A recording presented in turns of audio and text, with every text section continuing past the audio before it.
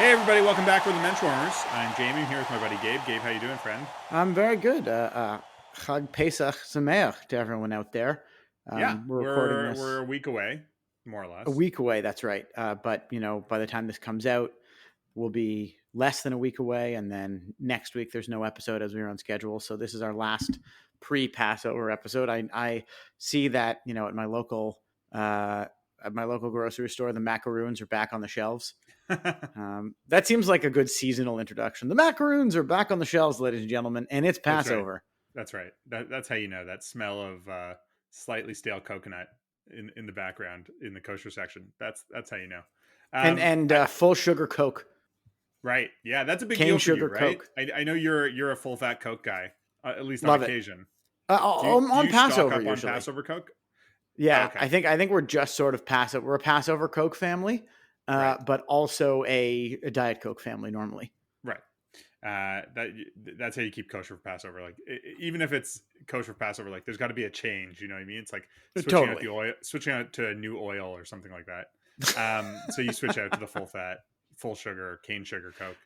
Um, Absolutely. It's great. It's a yearly tradition.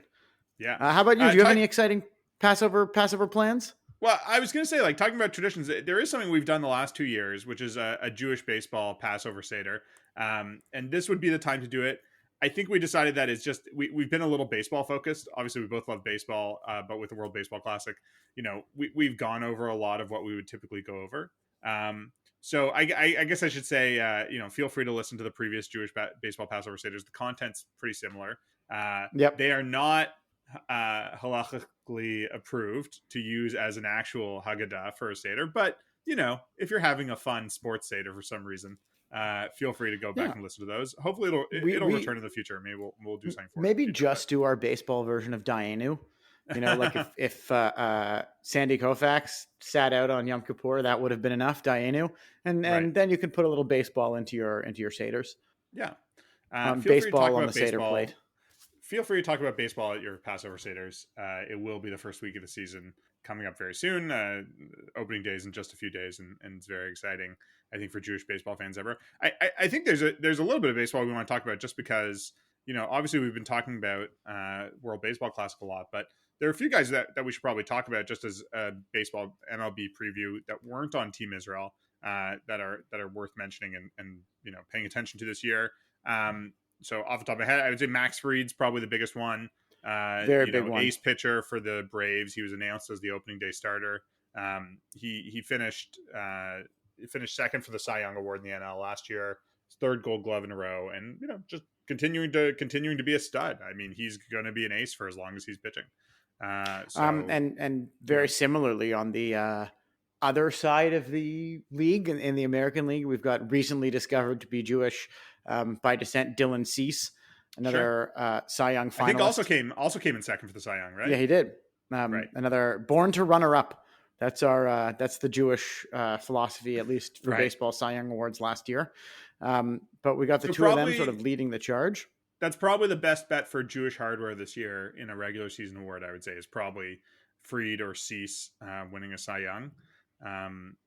Keep an eye on them. I think Cease is the opening day starter for this. I think White he Sox, should but be. I'm not sure. It might be Lynn, just in terms of like seniority or something like that.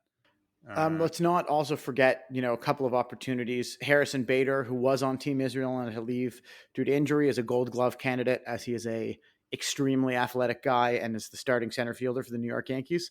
So he'll get a lot of view.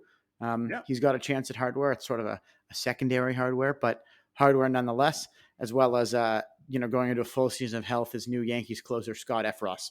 Right, that's true. Another injured Team Israel player.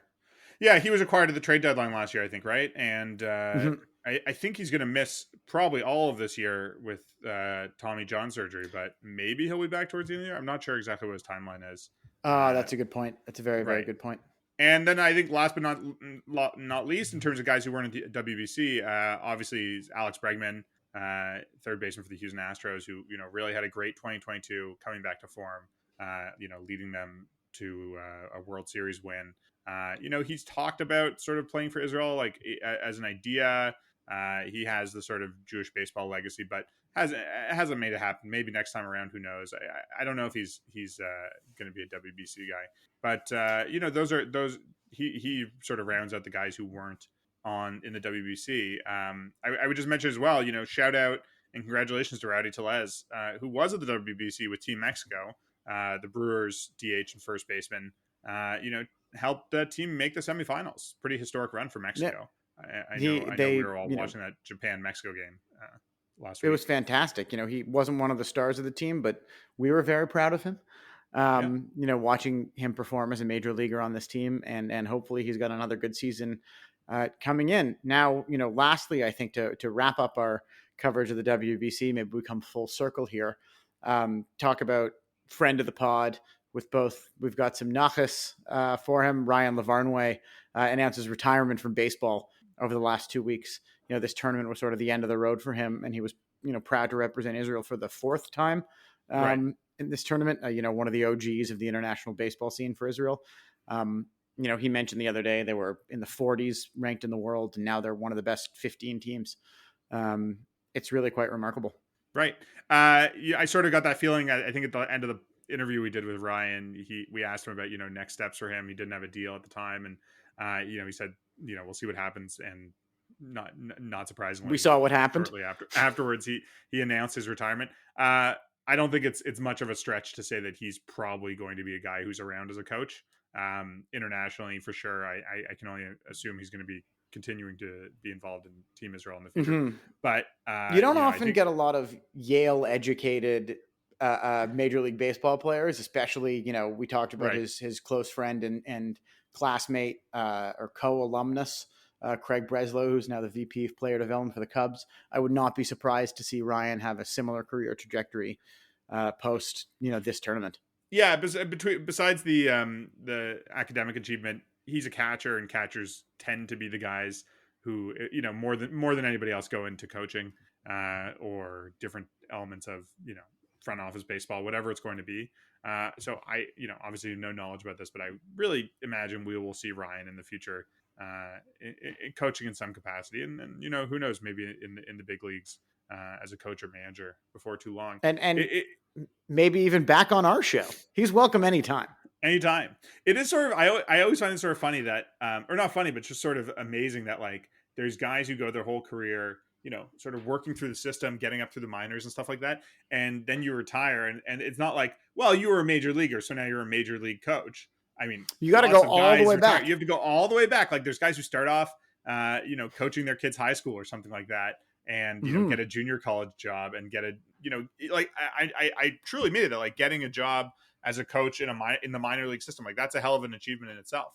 Just working your way through those ranks is really something. So, it's funny, or not funny. It is interesting sometimes when you don't hear about a guy for a while. And then 10 years later, it's like, oh yeah, they're the bench coach somewhere. And it's like, boy, I wonder what that guy's been up to. And you look at that, it's like, yeah, he's been in, Toledo and, Muskrat Flats for the last 10 years, just working through the minor league system. I think a great way to mention is Don Mattingly, MLB legend, great player, 6-time All-Star, MVP, 9-time Gold Glover, was a minor league baseball coach for 7 or 8 years. Before he became, was a minor league hitting coach. Then he was a roving instructor, and then he sort of eventually worked his way up to become the manager of the Dodgers 8 years after his first, instructing role. Wow. Oh, sorry. I that's 15 years after his first instructing role. I read that incorrectly. That's amazing. New bench coach of the Toronto Blue Jays. Yeah, that's right. We should mention as well that there's a few current managers in MLB who are Jewish as well, who weren't involved in the WBC. Gabe Kapler among them, manager for the San Francisco Giants. In his division, also Bob Melvin of the San Diego Padres, and over for the LA. Sorry, is that it? Kapler and Melvin? Am I missing one? I think that's it. Osmus unfortunately lost his job. He hasn't been a manager in the major leagues for a while. But I believe that's just the two of them, Osmus and Melvin. Or sorry, Osmus. Excuse me, Kapler and Melvin. I sort of regret missing that. Gabe's got to stick together, and I unfortunately left Gabe left Gabe hanging out there. My mistake. Yeah, so the two guys in the NL West, Melvin and Kapler, and we'll see if there's more. I mean, people do get fired, people do get promoted, all kinds of things happen. I think we reported last year that Jay's new manager as of last year, John Schneider, is not Jewish. I mean, some Schneiders are No, not, there's a couple and he of is Mike. a non-Jewish Schneider. There's a couple of Mike Jacobs All Stars, I think, who are Mark Kotze sort of has the sound. Exactly. Not to mention Phil Nevin. Yeah, I've always thought he was Jewish for a long time. Brian Snitker, as well as I think he could be a Mike Jacobs All Star. But no, I think that pretty much does it for the two of them. Yeah.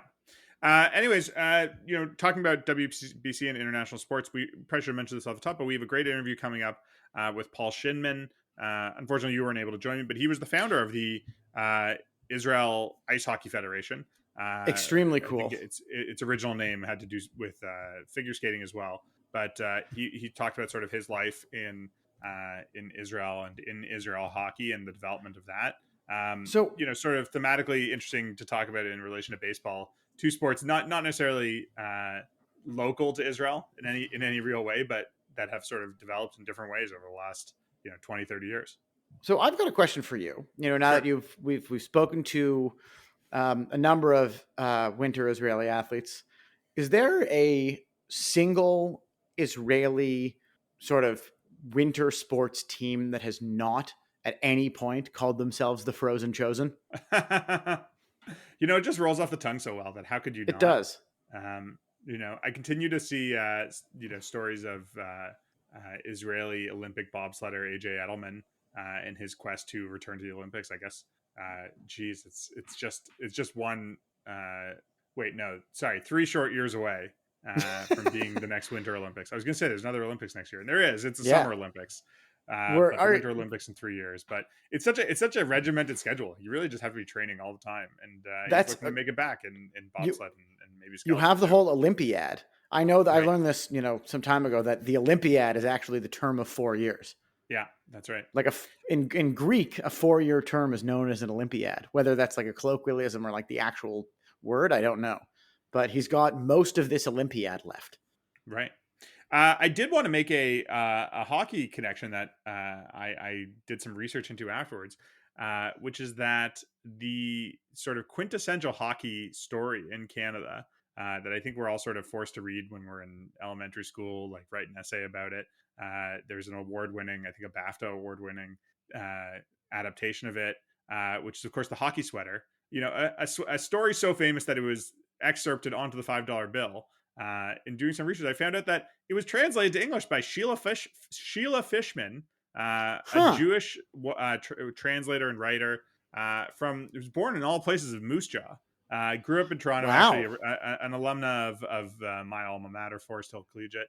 But she was the person who actually translated into English and done translations of lots of Quebecois stories. But amazingly, she was the translator for the hockey sweater, the Roche Carrier story. That's amazing. The reason I was looking into it is I was curious whether it has any lasting legacy outside of Canada, and it's hard to tell. I mean, it's not like, I don't think it's like Anne of Green Gables where it's the thing that Japanese people use to learn English, like it has that sort of effect. But I can only imagine that kids like Friends and people on Netflix.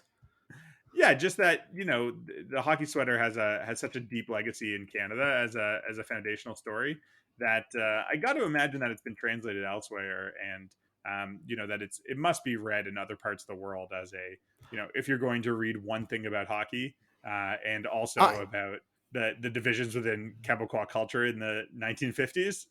I also wonder. The hockey sweater. It's a good question. I wonder if it has inspired things all over the world. Like there's a Japanese story about somebody who orders like a Hiroshima baseball jersey and then gets a Yakult one instead.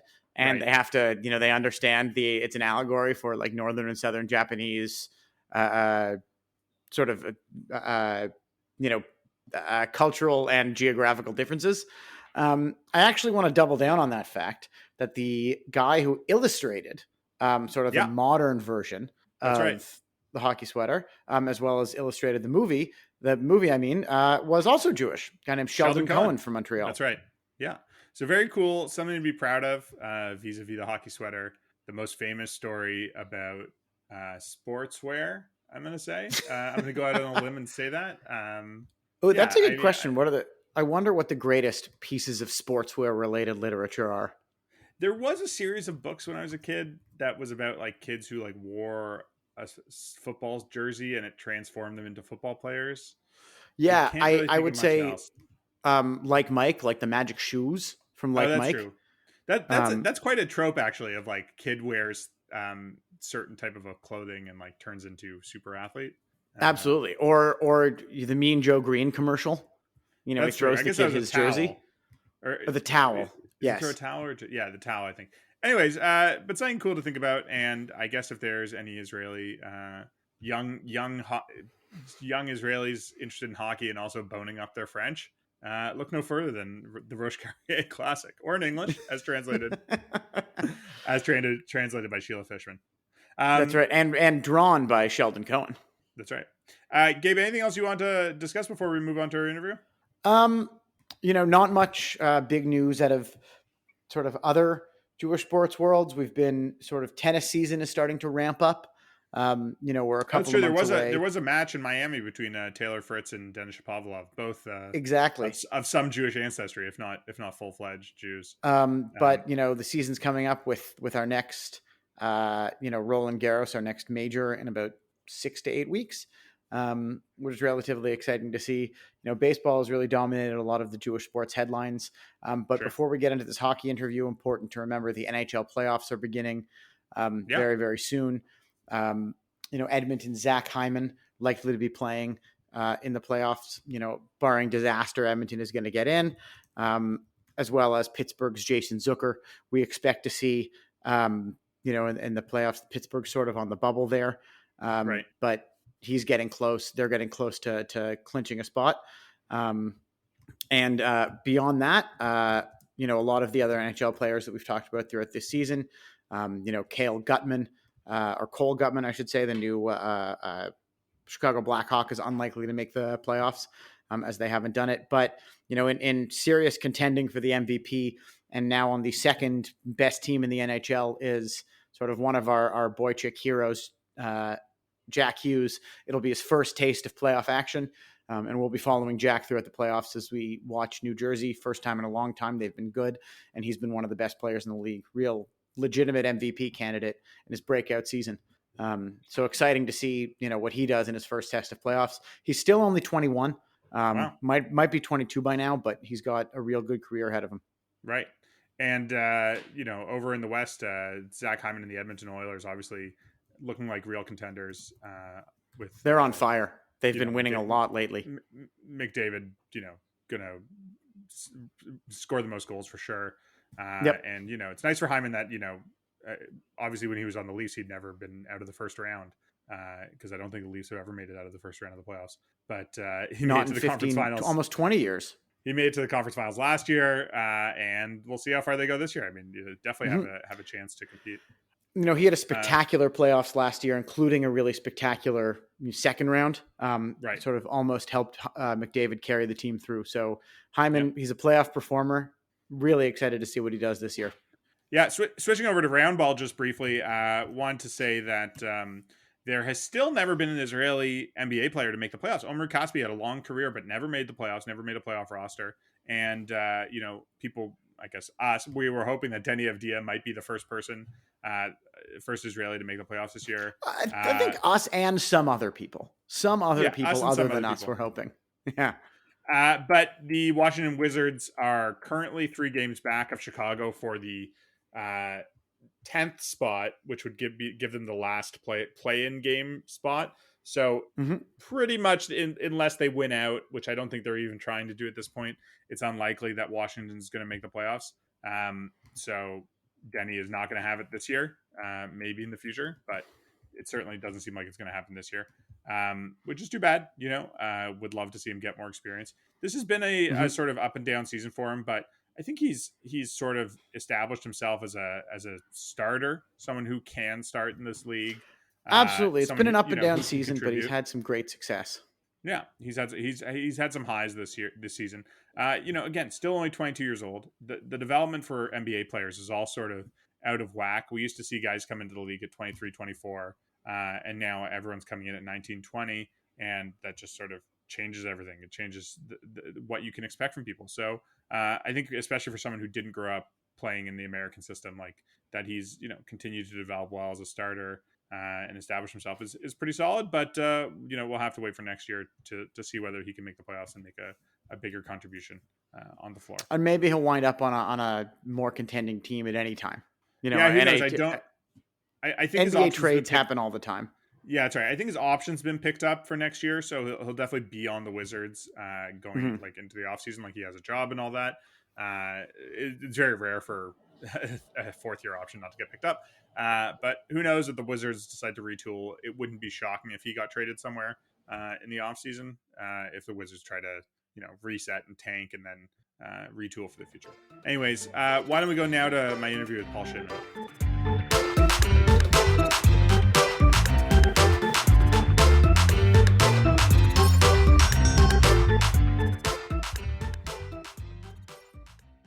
During World War II, the Nazis began a little-known program of extermination for their own children.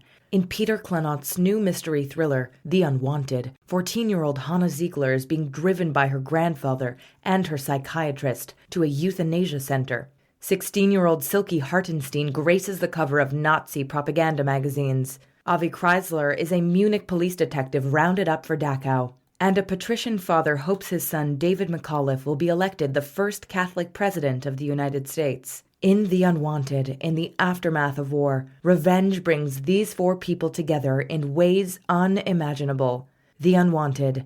Do not skip to the last page. Find it at Amazon and Barnes & Noble. We're joined today by Paul Shindman. Paul, how are you? Great. It's good to be here with you guys. And Paul, can you tell our audience what organization are you the founder of?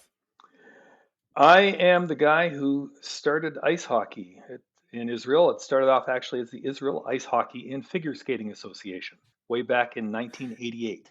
Wow. And that was because there wasn't enough hockey or figure skating alone, I take it. It had to be combined, the two, in order to sort of get it off the ground.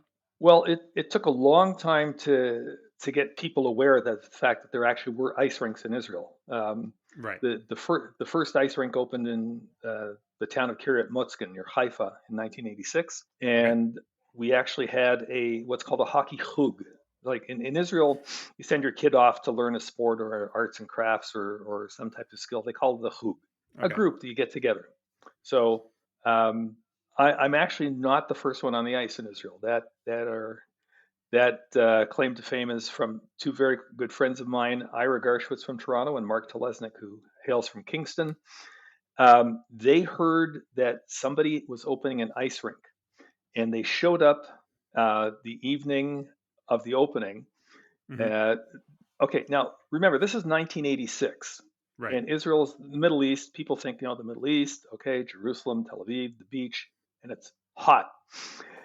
They both made Aliyah with their skates. There was no ice in Israel, okay? Right. This is fervent Zionism and fervent Canadianism. They show up at the rink and they push their way to the front of the line. And my friend Ira, who is a great convincer, says, "Okay, we're here." And they go, "What do you mean? Who are you?"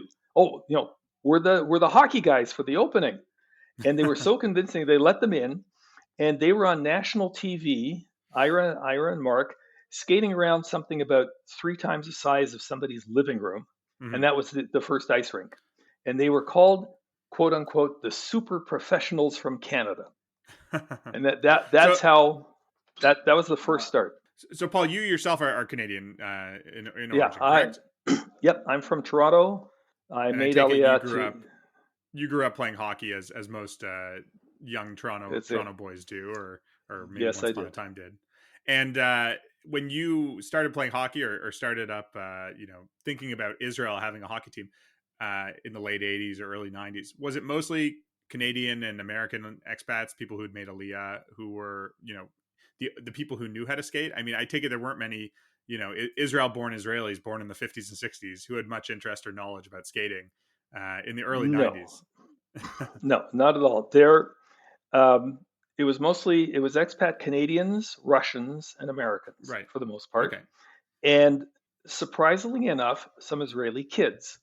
Um, there was okay. The way it started was I made Elia in 1987, and the rink had been open for almost a year. And Mark Telesnik from Kingston was living in Haifa. He was working on his PhD at the Technion at the time. He's now a professor of engineering there. And they found out about this and they brought him in to be the hockey instructor. So Okay. so every Friday morning we get you could fit like 10 guys, maybe 12 on the ice. And they run through some drills and play 2-on-2 or 3-on-3, hit the pop can. You'd Right. set an empty Coke can on the ice at either end. Because when I said this is 3 or 4 times the size of your living room, that's really how big it was.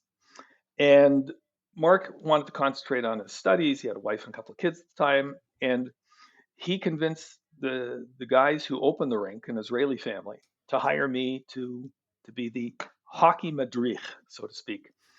And so they hired me because they were also building the new rink in Bat Yam, the city just outside of Tel Aviv. It was going to be a lot bigger, and it was. It was about a third regulation size. And it was big enough to play 4-on-4 hockey on. So, there was you had to find guys who were hockey players. I mean, right. Israeli kids started skating right away. If kids lived near the rink, they'd show up and they'd skate. And of course, kids being kids, they want to skate faster, they want to jump higher, they want to do more spins, more stops, whatever, than the other guy. So Israeli kids started being good skaters pretty quickly. And then they found out there was hockey, and a lot of them joined up. And so, looking at some recent rosters from Israel's hockey team, it is mostly Israeli-born Israelis. I mean, it is kids who grew up, I take it, not necessarily with a ton of family history, although maybe they had families who played hockey back in the States or in the Soviet Union. No. A Kids lot who grew up, first-generation hockey players is a way to put it. Is that fair? It's a mix because a lot of them are the children. Look, back in the early 90s, a million Russians, a million ex-Soviets, Russians, Ukrainians, Kazakhstan, whatever, made Aliyah in the space of a year. And we got a lot of experienced players, and also their kids made it to the rink. So, you'll find a lot of, there were several players on the team with Russian names with the first name, Moshe or, Yedidia. We spoke with Eliezer Sherbatov last year, who's been the captain of the team for a number of years. His story was pretty interesting in that his dad was sort of hockey obsessed and ended up moving to Canada, but the way he got into Canada was talking to the Canadian customs agent, or at least the story is that talking to the Canadian customs agent about wanting his kids to skate on the same ice as Guy Lafleur and learn from the best. So I imagine there were a fair amount of Soviet Jews who, because of hockey's popularity in Russia and other places, had the game, understood the game, understood how to skate, and wanted their kids to have the same experience they had, even when they moved to Israel. It absolutely, and a lot of them, started off playing hockey, and they'd sign their kids up. There was actually a big roller hockey, a big enough sized roller hockey league in existence as well. So inline hockey is big in Israel, and it's a quick step off of the rollers and onto the ice. And David Levin, as you know, who played for the Sudbury Wolves, is a prime example of that. An Israeli kid. He was born in Tel Aviv, and at a young age decided he wanted to try hockey, and ended up living with his aunt and uncle in Toronto, and the rest is history. Right. But at the beginning, the biggest challenge was, of course, getting equipment. I started, the first league had 4 teams at the pint-sized rink in Bat Yam, playing 4-on-4, and we only had like 2.5 sets of goalie equipment. So the first season was a double round robin. It was like 6 games, and the first game would finish, the goalies would take off the equipment and give it to the guys who were playing goalie in the next game. So like they're putting on like wet, sweaty, stinky equipment. And over the years, we managed to get enough equipment, and it caught on, and it got going. And Canadians can be proud of the fact that there was a huge Canadian boost to ice hockey in Israel. Back at the beginning, we couldn't get recognition from the Israel Olympic Committee. I wanted to get Israel into the International Ice Hockey Federation. Right. You needed a letter from your Olympic Committee that you were the sole governing body of ice hockey in Israel. And I went to them and they said, "Okay, what do you got?" And I said, "Well, we have a team with 4 leagues. A league with 4 teams." And they said, 4 teams. Yeah, how many guys on a team? I said, 15 guys on a team. We actually had 12, I think. And they said, "Okay, how many seasons have you had?" And I said, 1. And they said, "Oh, how many games?" I said, "Well, we had a double round robin." And they said, "Come back to us in a few years." Right. So out of the blue, I get a call from the woman who was doing the R&R for the Canadian Armed Forces Peacekeepers.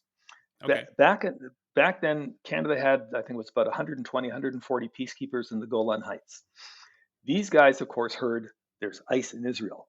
They had a weekly Hercules supply flight come in from CFB Trenton, and they made sure to get hockey equipment put on, along with the Labatt's Blue, with the vital Canadian supplies. Sure, of course. So this woman who's in charge of the R&R somehow gets my number and says, "Oh, we'd like to have an exhibition game." And I'm like, "No, really?" So we organized this exhibition game, Team Israel against Team Canada, at the Bat Yam rink. And luckily enough, the head of the Israel Olympic Committee was available. And because I told him, the Canadian ambassador is going to be there, and he was, along with the entire staff of the embassy, and the mayor of Bat Yam, the late Ehud Kinnaman. So he said, okay, maybe I'll show up and see what's going on. So we had the national anthems, we had announcements in English and Hebrew and French. We had the exchange of gifts at the beginning. My good friend Avi Hyman from Toronto came in to help to be one of the referees. And the Canadians blew out Team Israel 20-2, and they were being polite.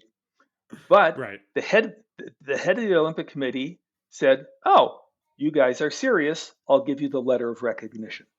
Got that letter, sent it off to the IIHF, and Israel joined and started playing international hockey the next year. It's very interesting to see, and we've seen this with Israel in a number of different sports, that it's sort of, obviously it takes time to develop the sport in a country that's not familiar with it. So, the idea that a dozen guys who happen to be in the peacekeeping force, what I mean is a dozen randomly picked Canadian soldiers were able to trounce anyone Israel was going to put on the ice, when this was 25 odd years ago. But now the game's developed where I think they probably wouldn't. It would be Israel. No, definitely not. With a much more solid team of guys who go through the system, start learning from a young age. But so much of it just has to deal with that early development because of that group of Canadian soldiers, you probably had a dozen guys who played high level organized hockey, and had done so for 10 odd years in their youth before, probably played recreational hockey in Israel. Recreational hockey in the army as well.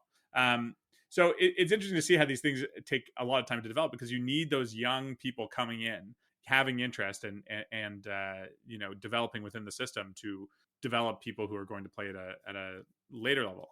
So in terms of, how the game is developed, I mean, you've seen the entirety of, you've witnessed the entirety of Israel hockey in Israel, ice skating in Israel. How many rinks are there now? What's the facilities like now compared to what it once was? Well, we actually have, there are 2 Olympic rinks, one in Metula at the Canada Centre that a lot of people are familiar with. There's one in Eilat, which is in a shopping mall. But however, that rink is not used for hockey. That's a whole other story. It's there only for pleasure skating. There's an NHL-sized rink with a smaller practice rink in the town of Tnuvot, T-N-U-V-O-T, if you're looking it up, near Netanya. And that's where a lot of the hockey takes place. There's a smaller 4-on-4 rink in the city of Holon, near Tel Aviv. There was just an announcement a week or 2 ago of a new Olympic rink that's going to be built in the city of Ashdod that Yevgeny Gusin, who was a former goalie for Team Israel, he heads up the Bat Yam Ice Hockey Club. He's a big investor there. The city of Holon announced towards the beginning of the COVID epidemic that they were building an Olympic rink in Holon. I'm not exactly sure what stage those plans are at.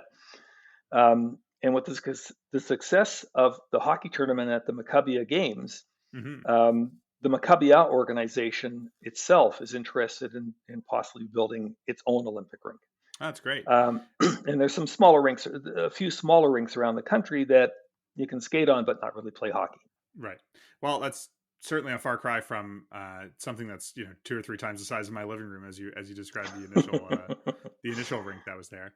Has there ever been a thought towards putting together a Jewish hockey super team that could represent Israel, similar to what we've seen in the World Baseball Classic? I got to say, I don't know the IIHF rules as well as you do, I'm sure. But I know that certainly sometimes they're more permissive in terms of who can play for a country if they have, the possibility of citizenship rather than citizenship itself. This is a whole other program.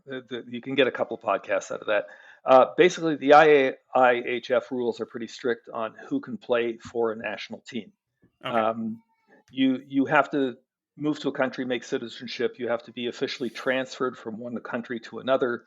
There are time constraints, etc. So that type of Jewish super team at a World Championships representing Israel can't really happen according to the IIHF rules. Baseball is a lot more flexible, more lenient with that. But still, I think it would. Well, I suppose it would be interesting to see how Team Israel would stack up against a Jewish American and Canadian team. This has been sort of a golden age of Jewish hockey players in North America. There's been a lot of success in the last little while, and hopefully, I hope that reflects back to Israel as well. I don't know if there's definitely regular features about the Hughes brothers or anything like that, but I hope that Israelis are following Jewish athletes in the pro leagues here too. Well, the hockey players here, they're I'm somewhere between 2,000 and 3,000. I think it's closer to 3,000 hockey players now, including a lot of girls. Just to bring Canadians up to speed, Israel is hosting the IIHF Division III Group B World Championships this week. It opened yesterday. Team Israel lost 5-1 in the opener to Serbia. But when you talk about Jewish hockey players and Israel, Zach Hyman, who is probably one of the more famous Canadian Jewish hockey players, actually played for the junior Team Canada at the Maccabi Games. When he was a junior. So he's here, he played here representing Canada. Mike Hartman, formerly of the Buffalo Sabres Winnipeg Jets, played for Team USA at that same Maccabiah. So there's been a lot of movement of famous North American Jewish players who've been here. Famous Canadians. Jean Beliveau has been here. One of the highlights of my time in Israel, I've been in Israel 35 years, got to sit down and have dinner with Paul Sittler and Paul Henderson and Daryl Sittler. They were here. Israel for 35 years, but still Canadian enough to have that as a lifetime achievement, I would imagine. Absolutely. And when I called the CBC, CBC at the time still had their bureau in Jerusalem, and I called them up to say, hey, we're having this recreational hockey tournament. Our special guests are Daryl Sittler and Paul Henderson. And the correspondent at the time, I could hear her jaw hit the floor. And she goes, "What? Henderson?" And she said she was only 5 years old when the Summit Series took place. And all her family talked about year in, year out was the Summit Series and Henderson's goal. And here was Henderson coming to Israel. So it's on YouTube. People can look it up. Hockey Night in Canada. Everybody knows about Hockey Day in Canada when all the Canadian teams play each other, and it's a full day of broadcast on the CBC. They did a broadcast from Tel Aviv with Daryl Sittler and Paul Henderson. Look it up on YouTube. It's amazing, and it was like I can't tell you, such a thrill to have them here in Israel.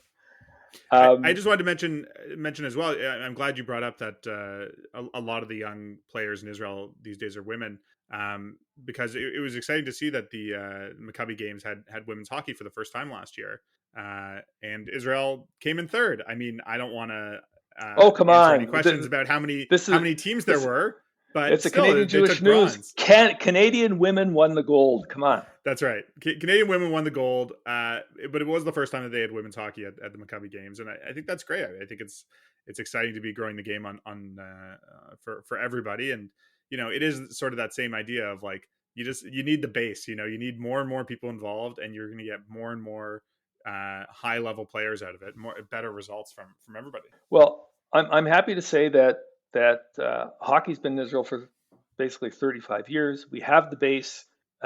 Israel competes at 4 different levels now in international hockey. There's, on the men's side, there's a senior team, under 20 and under 18 teams. The women started playing last year, and hopefully we'll have a women's senior team, a women's and the junior team as well. It's only going up. It's only going up, and I always tell people, well, if you're coming to Israel, bring your skates. If you want to get into a pickup game, we might be able to get you some equipment, but it's always better if you have your skates with you. And of course, I mean, hey, I've been here a long time. If you're thinking of moving to Israel, remember that there is hockey there for you, for your kids, and it's got a great future. I think it's a great place to leave it. I think that's great advice. If you're going to Israel, call Paul up, bring your skates. He'll take you skating at one of the local rinks. And I know you didn't offer that. I'm offering that on your behalf. Well, look, I always put the pitch out. My pickup hockey game is every Thursday night, and we're always looking for extra players. There you go. Well, thanks so much for joining us, Paul. We look forward to covering more stories about hockey in Israel and its continued growth. Okay, guys, great talking to you. Regards to everybody back in Canada. Well, thanks again to Paul for joining us. I think there was some really interesting stuff about the growth of the game in Israel. Just the facilities alone. They have all these rinks now all over the place that can accommodate hockey is great. When you think about like the evolving history of refrigeration, sure. Expanded hockey facilities is like not the top of the list, but for a country like Israel, it's pretty exciting to see nonetheless. Yeah. I do want to also thank you, Jamie, for stewarding that interview solo very, very well. And want to mention it was an extremely cool thing to listen to about the growth of the game, especially amongst women and girls in Israel. Hockey, absolutely. Women's hockey is a huge deal in Canada, huge deal in the United States. Growing in Scandinavia, and there's no reason. There's a lot of white space there. Ice pun intended, for Israeli women to start, cracking some heads. We've had a number of women from the Canadian women's Maccabi team on this podcast before.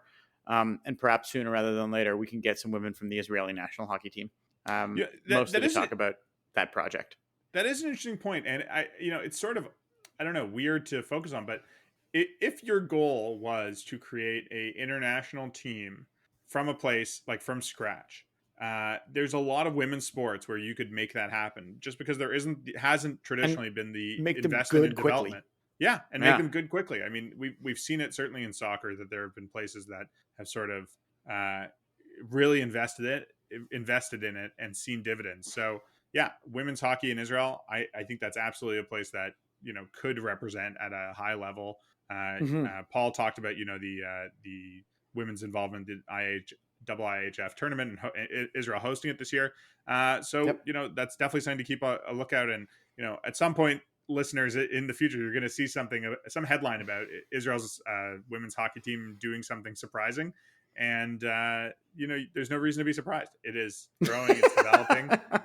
It'll happen. I'm just saying the investment pays dividends in ways that in all kinds of ways. And if you believe in the value of sport and believe in the value of the game, if you love hockey, I think it's worth encouraging. I think it's something that Canadians can contribute. I mean, around Absolutely. the world, it's something in Israel specifically.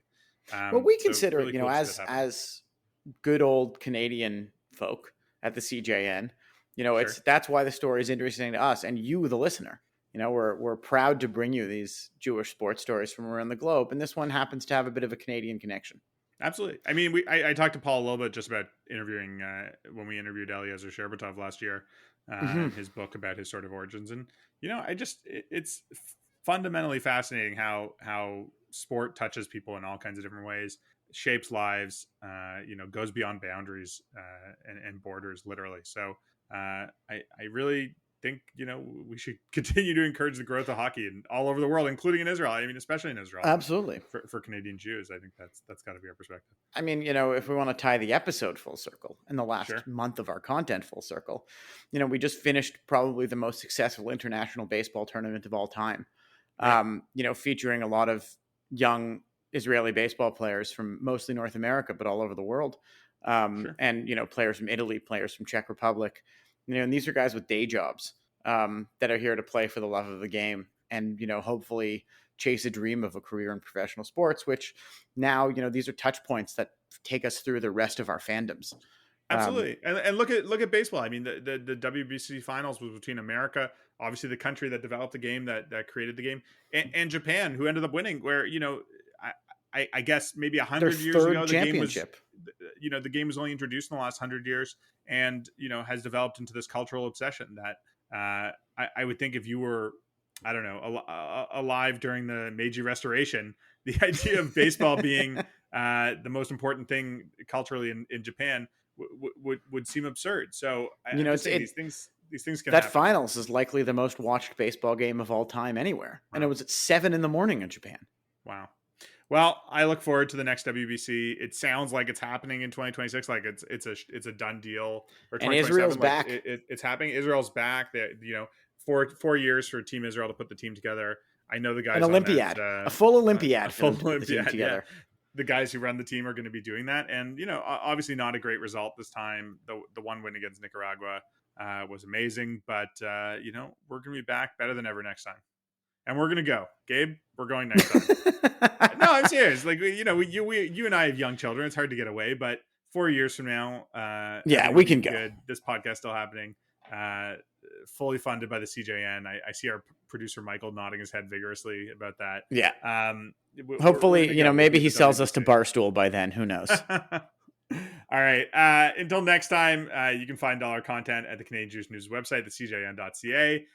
Please like and subscribe to this podcast on whatever you're listening to it. If you're just listening on the CJN's website, that's great. But, get one of your children or nieces or nephews at the Seder to download a podcast app onto your phone and subscribe to this podcast. It can download automatically. It could be in your ears every 2 weeks.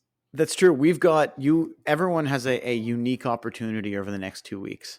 A very big chance to tell everyone they will see at a regular Seder. I listened to this podcast about Jews and sports, and they talked about Team Israel. And then the guy they had on the podcast on Team Israel, he then hit a big hit to make the Team Israel almost win.